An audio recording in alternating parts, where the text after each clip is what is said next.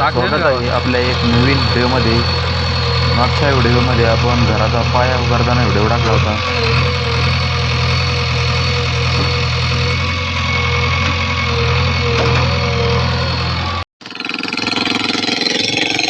Finally आपण porch तोडायला सुरुवात केलेली आहे. आपण हे जे ब्रेकर मशीन आहे हे लाईटवर चालतं आणि एकदम सोप्या पद्धतीने स्लॅब तोडायला मदत करत आहे.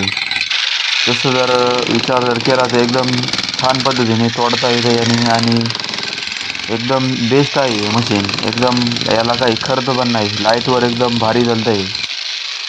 याला व्हायब्रेशन आहे. हे समोर जे खालची पहार आहे याला व्हायब्रेशन केल्यानंतर स्लॅब एकदम सहज पद्धतीने तुटतो.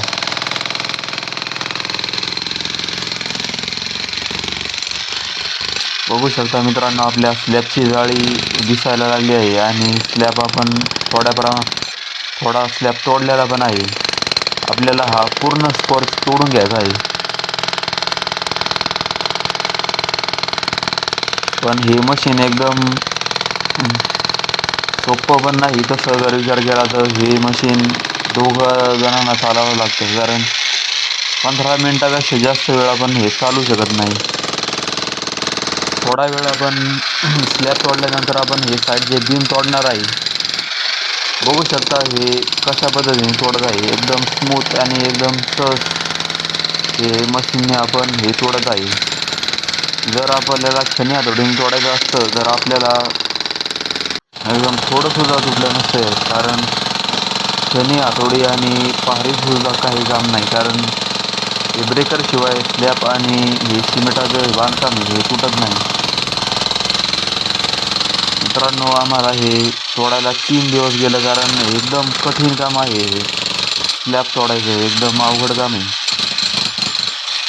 मित्रांनो. एकदम अवघड म्हणजे एकदम अवघड काम आहे.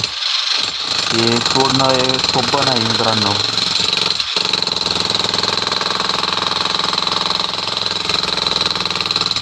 व्हिडिओ जर आवडला असला तर व्हिडिओला लाईक करा, चॅनलला सबस्क्राईब करा आणि असेच नवनवीन व्हिडिओ पाहण्यासाठी चॅनलला लाईक करा.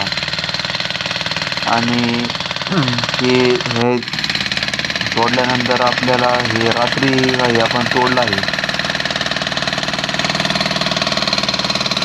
50 ते 70 हे 80% आपण स्लॅब तोडला आहे, कारण आपल्याला हे दुपारी लाईट गेली असल्या कारणाने आपण हे रात्री तोडत आहे. आणि हे राहिलेला हा स्लॅब आहे एकदम अवघड आहे. आता सुरुवातीचं काम हे सोपं होतं, पण आता हे राहिलेलं काम एकदम